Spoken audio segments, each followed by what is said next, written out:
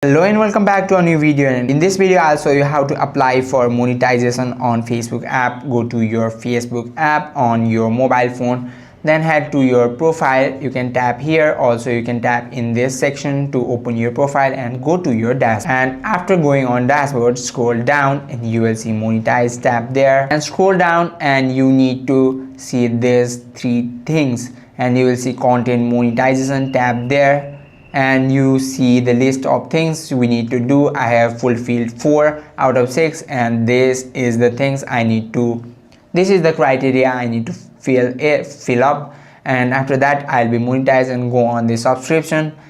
And it is not available in my area, and go on storefront. And this is after filling, and after you fulfill all the criteria you will be eligible to be monetized.